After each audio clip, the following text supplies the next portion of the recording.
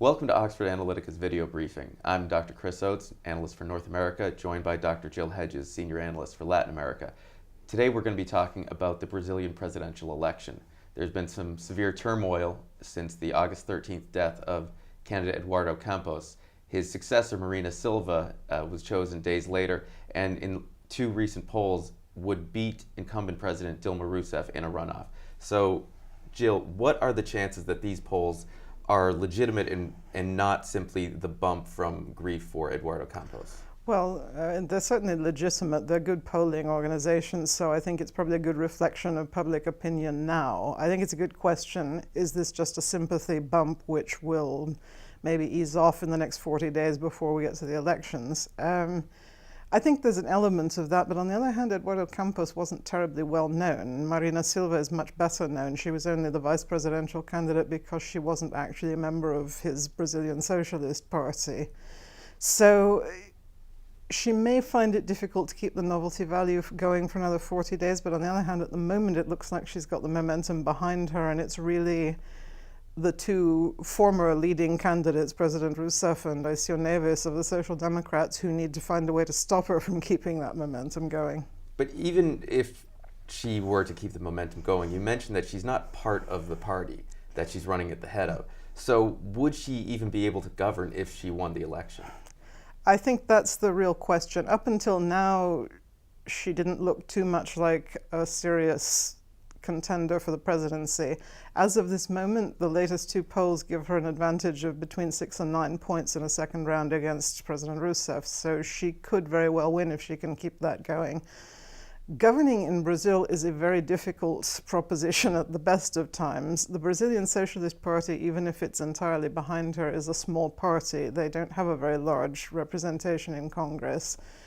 The Brazilian presidency implies having to make deals with the big parties in Congress, which is usually a pretty dirty process. Now, Marina, one of the points she has in favor and why she's so popular is that she's been very strong on anti-corruption. She's always refused to do deals and to compromise, which in opposition is a good position. In government, I don't think she can do that.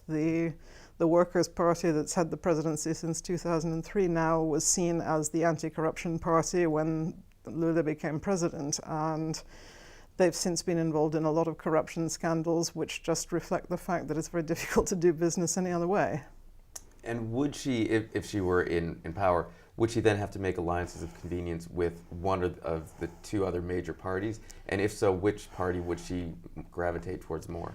Well, because she was a member of the Workers' Party, she left some years ago, mainly due to a falling out with President Rousseff. Her likeliest ally would be the Democratic Movement Party, which is basically a non-ideological party which attaches itself to whoever is in power. It's numerically one of the largest parties. It will probably have among the largest state governments, and this is another factor that has to be borne in mind. The Brazilian Socialist Party, with luck, may have one governorship. So she's going to find it very difficult if she can't make alliances with a lot of state governors. The Democratic Movement Party is basically a pork barrel party, and if she's not willing to give them enough to keep them on side, she's going to find it extremely difficult to get any legislation through Congress. Now, in terms of policy and that legislation, Silva came to prominence as environmental activist. If she were to win the presidency, what would be her issues and stances on policies other than the environment, which it's very clear where she stands? Yeah, that's obviously her main policy plank. It's very popular with certain kind of young urban middle class sectors. It's not going to be so popular with the agribusiness alliance, with the energy sector, because she's been very opposed to major hydro projects on environmental grounds. She's supposed to be announcing economic policy tomorrow. Up until now, basically what she's said is that she would favor monetary autonomy, that she wants to bring inflation down to 3%, and that she would leave economic policy largely to her advisors because it's not an area that she's very familiar with. That, again, may sound relatively appealing in an election campaign, but I think it may become more problematic if she actually becomes president. Who would those advisors be who would seemingly become the economic leaders of Brazil? That's not entirely clear yet either, and this is something that, unless it's clarified satisfactorily very quickly, it's something that both Rousseff and Neves will attack her on in forthcoming debates.